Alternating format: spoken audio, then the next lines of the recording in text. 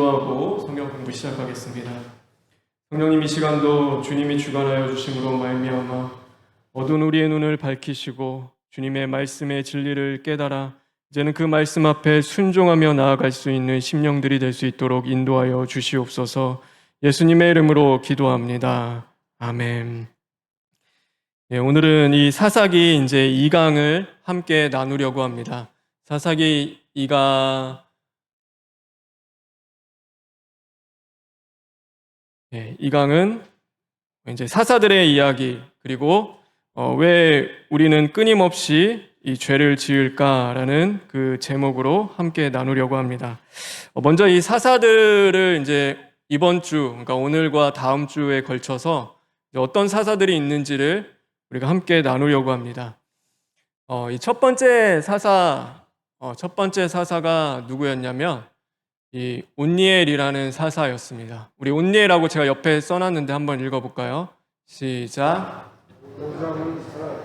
그게 젊은 사사는 아니었습니다. 그러니까 나이가 많이 있었고, 이 사람은 어떤 사람이었냐면 유다 지파 사람이었고, 이 갈렙의 조카였습니다.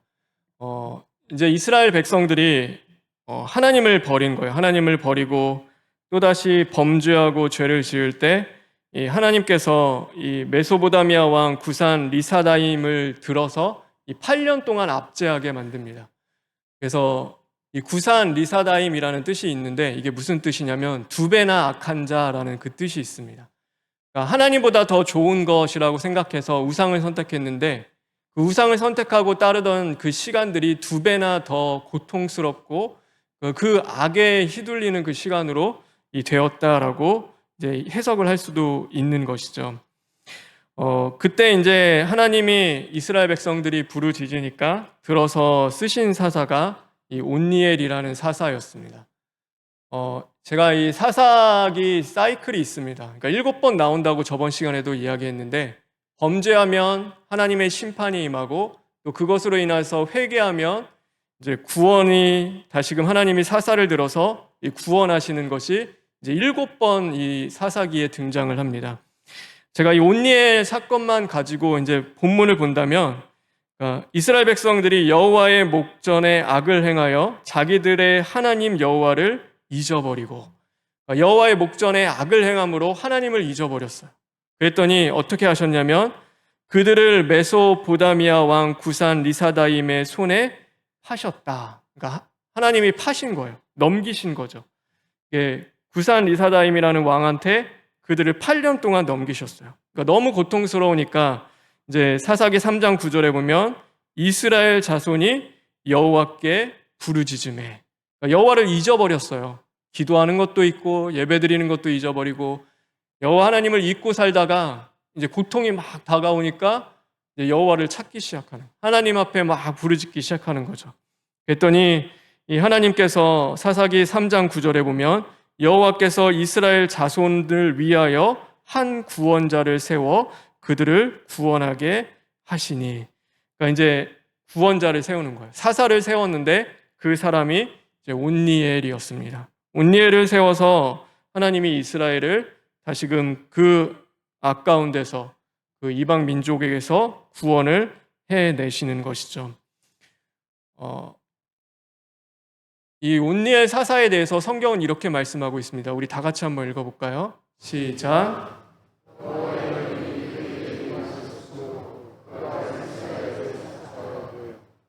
여러분 12명이잖아요, 사사가요. 12사사 중에서 가장 하나님이 어쩌면 기뻐하시고 온전하고 완전한 사사는요, 이 온니엘입니다. 온니엘. 그러니까 딱 너무 짧아요. 내용은 별거 없어요. 여호와의 영이 그에게 임하셨으므로 그가 이스라엘의 사사가 되었다. 이제 그거를 하는 거거든요. 근데 여호와의 영이 없었어요. 그러니까 여호와로 내 인생을 채우는 사람들이 아무도 없었어요. 아무도. 그 시대에. 그러니까 다 악하고 하나님을 버렸는데 이 온니엘이라는 사람, 왜 사사로 하나님이 쓰셨냐면은요, 여호와 하나님으로 그의 인생을 채우는 자였어요. 여호와의 영이 그에게 충만히 임하고 그와 함께 하심으로 이제 그 시대 가운데 하나님 앞에 사용을 받게 되었던 사사가 온니엘입니다. 그런데 이스라엘 백성들이요, 이 이때 하나님이 이제 구원을 베풀어 주세요. 구원을 베풀어 주시는데 이제 또 시간이 지나고 이제 이 사사가 없어지니까요. 다시 죄를 지어요. 하나님을 잊어버리고 멀리하고 여호와의 목전에서 악을 행하죠.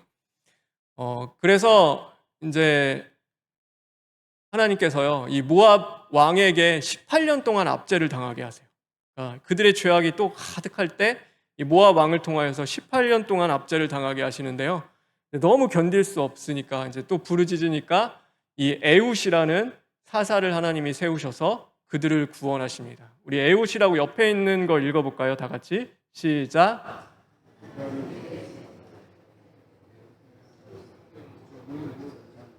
네.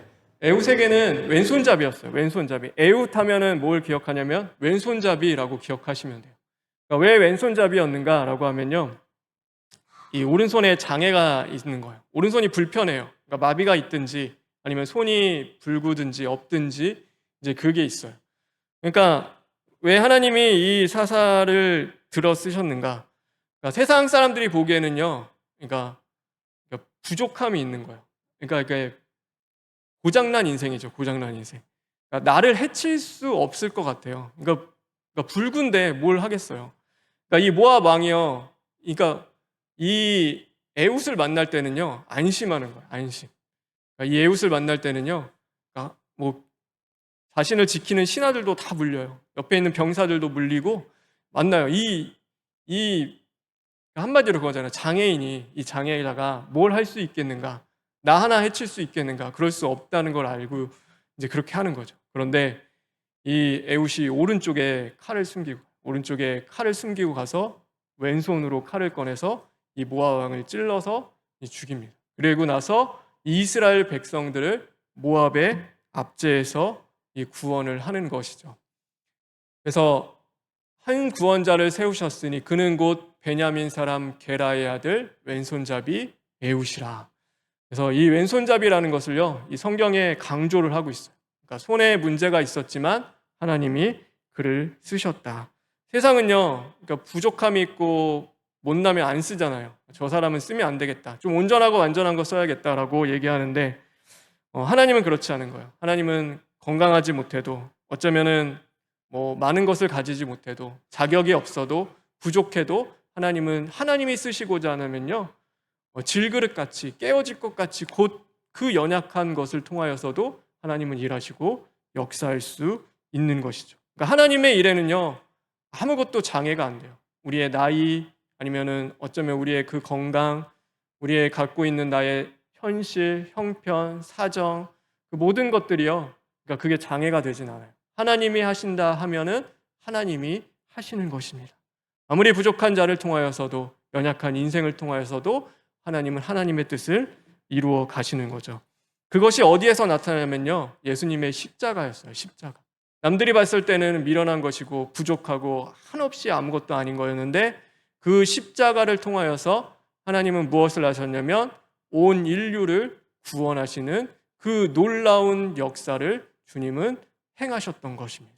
아무 문제가 안 되는 거예요. 죄인이 죽을 그 십자가의 형틀이요, 문제가 안 돼요. 그것을 통하여서 우리를 구원하시는 것이죠. 그래서 고린도후서 12장 9절에 보면 나에게 이르시되 내 은혜가 내게 족하니 이는 내 능력이 약한 데서 온전하여 짐이라. 우리는 약해요. 그런데 강하신 하나님이 우리와 함께해 주시는 것입니다.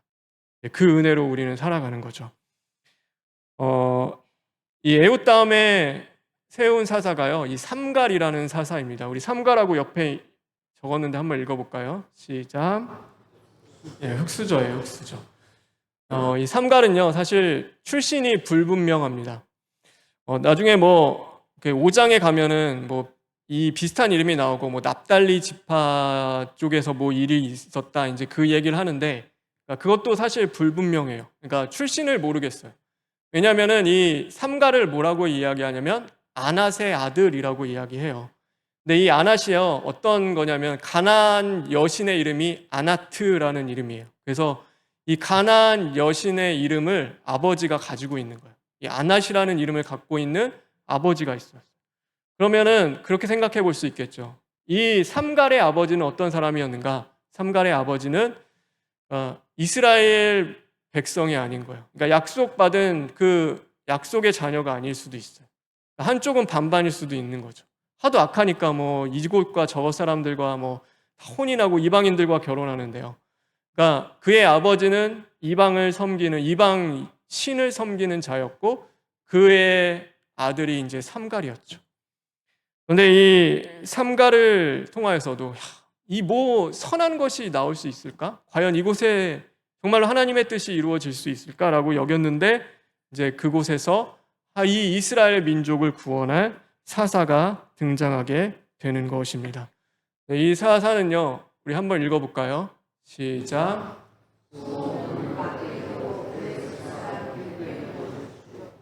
예, 이게 대단하죠. 소모는 막대기예요, 막대기. 막대기를 갖고 있는데 얼마나 싸움을 잘하는지 이 블레셋 사람 600명을 죽였다라고 기록을 하고 있어요. 근데 사실 그가 싸움을 잘한 것이 아니라 하나님이 그를 택하셨고 하나님이 그와 함께 하심으로 말미암아 소모는 막대기로도 블레셋이라는 그 막강한 그 대적들을 이길 수 있었던 것입니다.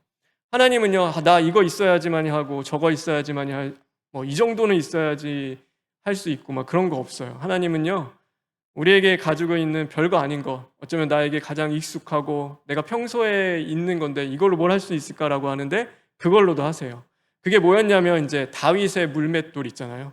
그러니까 뭐 다윗이 칼 들고 창 들고 막 어마어마한 무기 막 제일 좋은 칼 들고 와서 싸운 게 아니라 항상 가지고 있었던 거. 하나님이 주셨던 그 물맷돌. 그다음에 모세도 막 바다를 가르고 막 뱀이 변하게 하고 막 그 기적을 일으키는 그 지팡이는요.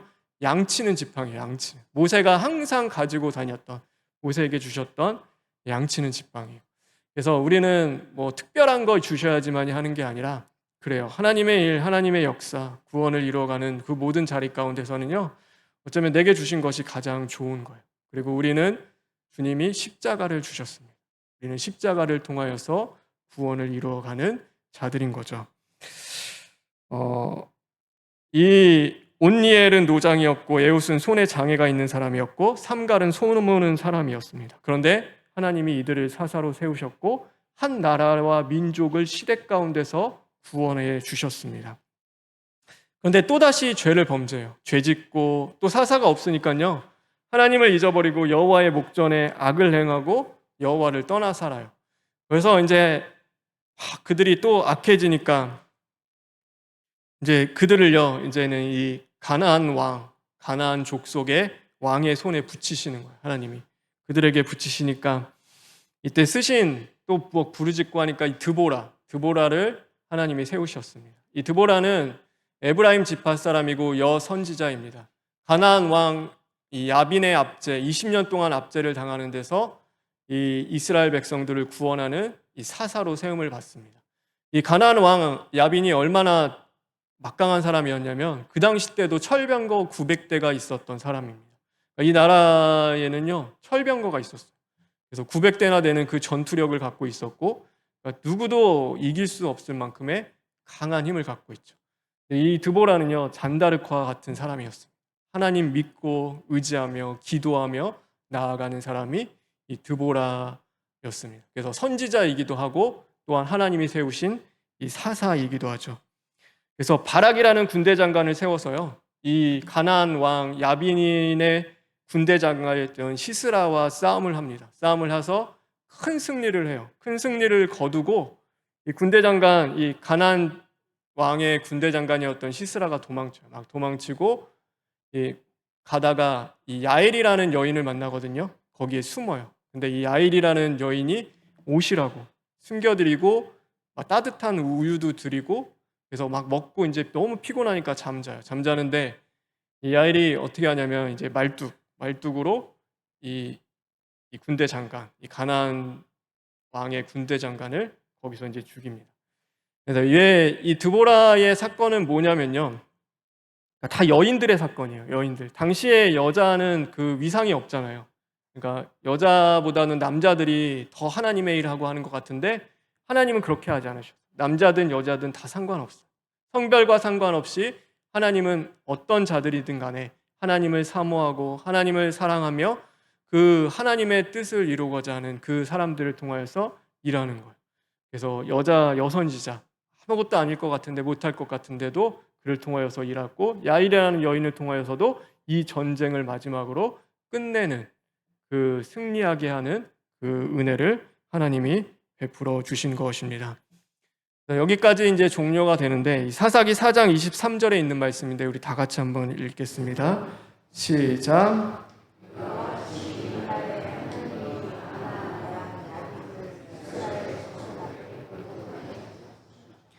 하나님이 가나안 왕 야빈을 이스라엘 자손 앞에 굴복하게 하신지라. 막 사사들을 세웠어요. 사사들을 세워서 이스라엘을 구원하시지만 결국에는 누가 하시는 거죠? 누가 하세요? 하나님이 하시는 것입니다. 사사가 위대한 게 아니에요. 사사가 한 것이 아니라 하나님이 그들에게 붙이신 거예요. 이길 수 있도록, 그들 앞에 굴복할 수 있도록 하나님이 역사하신 거죠. 사사들의 능력과 그들의 실력으로 이것을 이룬 것이 아니에요. 그래서 가장 연약하고 보잘것없고 부족한 자들을 통하여서 하나님이 하신다. 하나님이 너희들의 왕이다. 너희들을 통치하고 다스리시며 이 영적인 전쟁을 너희들을 위하여 주님이 지금도 싸우고 계신다는 것을 끊임없이 보여주세요. 자, 오늘은 사사 얘기는 여기서 마칠게요. 이제 기드온부터 이제 나머지 사사가 나오는데 그거는 다음 주에 하는데 이제 사사도 타락해요. 이제 사사도 너무나 악해지어 가지고요. 이제 기드온 우리가 생각하면 300용사 대단한 하나님의 사람이라고 생각하는데 그 마지막은 그렇지 않아요. 이 사사 기드온이라는 사사도요. 나중에는 타락하고 범죄하게 되죠. 이제 그 이야기가 사사들도 통해서도 죄가 들어오기 시작하는 것을 이제 끊임없이 보여줍니다. 그 이야기는 이제 다음 주 사사 이야기는 좀 하도록 하겠습니다. 그리고 이제 두 번째, 왜 우리는 끊임없이 죄를 지을까? 왜 우리는 끊임없이 그러면 죄를 지을까? 우리가 구원을 받았잖아요. 우리가 구원받았고 하나님을 믿는 자들이에요. 그렇죠? 성령님이 함께 하시기도 하고, 그런데 왜 우리는 끊임없이 죄를 지을까요? 그 첫 번째 이유는 조금 알아야 될 게 있습니다. 이 구원이라는 것, 우리가 구원받았다라고 여기는 것은요, 이 세 가지 측면이 있습니다. 우리 세 가지 한번 읽어볼까요? 시작. 구원이라고 할 때는요, 이거를 신학적인 말로는 삼시제, 그 다음에 세 가지 측면이라고도 이야기하는데, 이 거듭남, 성화, 영화를 다 포함해서 구원이라고 이야기합니다. 그래서 우리가 예수님을 믿고 구원을 받았다라고 하는 것은요, 이 거듭남을 이야기합니다. 거듭남이에요. 그래서 거듭남은 의롭다 하심을 얻은 자가 되어지는 것이죠. 예수 그리스도를 통하여서요, 의롭다함을 여기 얻게 됐어요. 여러분, 그러면은 죄가 없는 걸까요? 죄가 없어서 이제 의롭다 여김을 받은 것일까요? 그렇진 않아요. 그러니까 왜냐하면 죄는 있어요. 여전히 죄인이에요. 그런데 예수 그리스도로 말미암아 그 의의 옷을 입혀주시고 의롭다 여김을 받게 되었어요. 그래서 죄인이 의인으로 칭함을 받은 거예요. 그래서 칭함을 받았는데 여전히 뭐가 있죠? 우리 안에는 죄의 본성이 남아 있는 거예요. 그래서 죄를 짓고 싶어요. 끊임없이 내가 지금 완전히 의인이 되었다가 아니라 하나님이 그냥 그렇게 여겨주시는 거예요. 은혜로 사로잡아 주시고 붙잡아 주셔서 그래, 넌 죄인이지만 내가 오늘 널 나의 자녀로 삼았어. 이제 그렇게 여겨주신 거죠. 그래서 우리는 거듭남에서 끝나는 것이 아니라 이 성화라는 단계가 있어요. 그래서 성화는 어떤 단계냐면 이 두렵고 떨림으로 구원을 이루는 자가 되는 거예요. 빌립보서 2장 12절에 나와 있는데, 그러니까 우리는 죄와 끊임없이 싸우는 거예요. 오늘도 일어나는 그 죄와 끊임없이 싸워야 돼요. 근데 구원파들은요, 한 번 구원받으면 이제 끝이래요. 끝. 그러니까 이 거듭남, 칭의로 되면은 이제 다 상관없어요. 그러니까 이 단계는 그렇게 중요하진 않아요. 그러나 우리는요, 구원이라고 했을 때는요, 그냥 의롭다 여김을 받는 것이 아니라 성화되는 자리로 가는 거예요. 그 죄와 하나님이 나를 사랑하시고 은혜로 나를 자녀 삼아주시고 얼마나 감사해요. 이제는 죄와 싸울 힘이 있는 거예요. 예전에는 죄의 종노릇하고 노예로 살았는데 이제 그 죄와 싸우는 거예요. 그래서 끊임없이 죄와 싸우고 또 싸우며 나가죠. 그런데 이게 끝나지가 않아요. 여기서 완성이 안 돼요.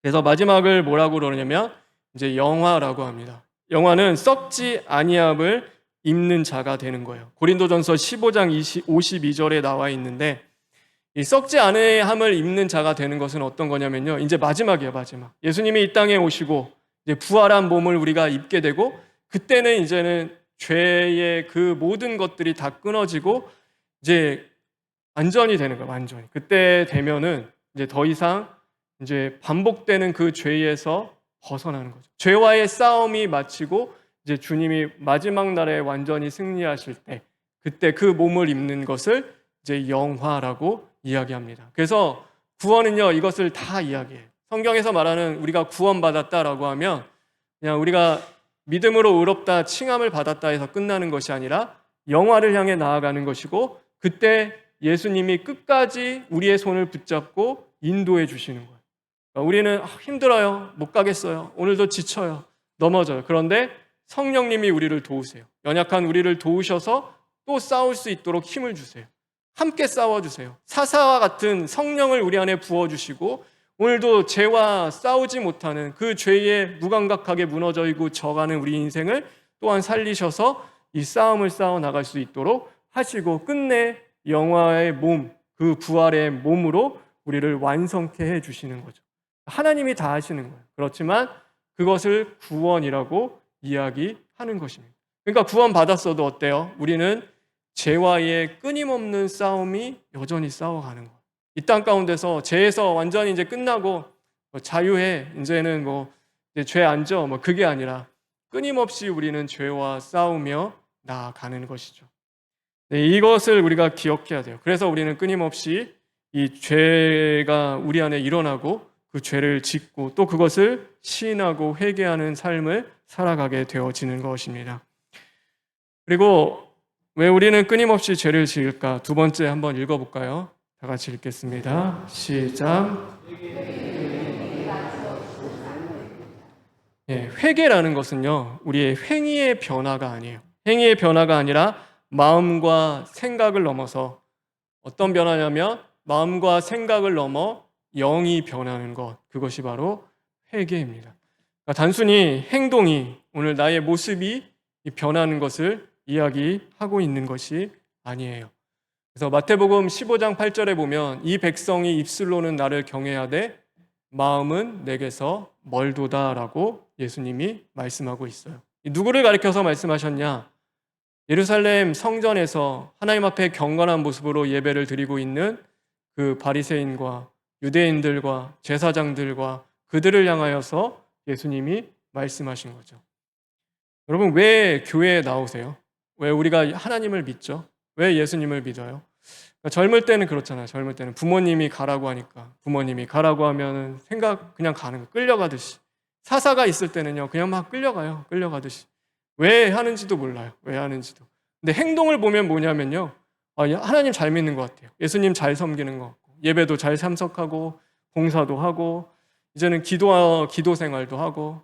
그런데요, 왜 내가 교회 생활하는지, 왜 내가 예수님을 믿어야 하는지 정말로 이 마음에 어떠한 변화도 하나도 없어요. 그냥 모습만 그 모습을 갖고 가는 거죠. 그래서 회개했다는 것은요, 이 모습이 아니에요. 모습에 그냥 행위만, 이 사람이 이제 이 죄를 안 짓는구나, 이제 끊었다, 이제 벗어났어요. 어떤 사람이 너무나 막 계속 반복하는 죄가 있었어요. 그런데 이제 벗어났어요. 그러면은 회개했느냐? 그렇지 않아요. 왜냐하면 이 마음에는 아직도 그것을 품고 있는 거예요. 아직도 가지고 있어요. 그런데 지금 눌려가지고 무언가에 눌렸어요. 눌려서 내 것이 지금 안 나오는 거예요. 그래서 이것을 잠시 중단하고 참고 멈추고 있는데 또 기회가 되면 어떻게 되냐면 이것이 다시 나오기 시작하고, 왜냐하면 여기서 아직 죽지 않았으니까, 여기서 남아있으니까요. 이곳은 멈춘 것 같은데 완전한 변화가 안 되는 거죠. 그래서 회개는요, 언제나 우리의 중심이 정말로 파괴되고 정말로 이 안에서 죽고 부활이 이루어지지 않으면요, 그거는 끊어지는 것은 아니에요. 그래서 회개해서 그 죄가 없어지고 변화되는 것은 아니죠. 그냥 잠시 멈춰져 있는 것이고 잠시 무언가에 의해서 안 하고 있는 것. 그러나 이 마음으로 생각으로는요, 여전히 범죄를 하는 거죠. 여전히 그것을요 너무나 좋아해요. 끌어내지 못해요. 내 자신조차 속이면서 살아가는 것입니다. 그래서 주님은요, 언제나 우리의 중심을 보시고 중심의 할례를 주신다라고 하세요. 육체가 아니라요, 여기에 주시는 거예요. 그래서 갈라디아서 2장 우리 마지막으로 20절에 있는 말씀 다 같이 읽고 오늘 성경 공부를 끝내도록 하겠습니다. 우리 다 같이 갈라디아서 2장 20절 말씀 읽겠습니다. 시작.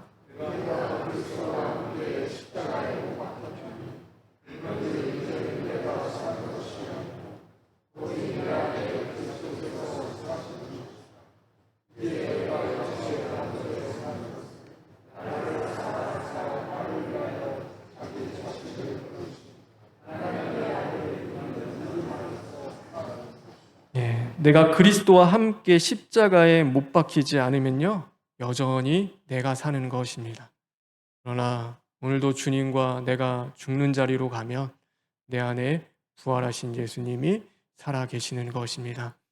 저도 그 삶을 살기를 간절히 원하고 소망하고, 또 오늘 이 성경 공부를 함께 나누는 성도님들도 그 은혜가 있기를 바랍니다.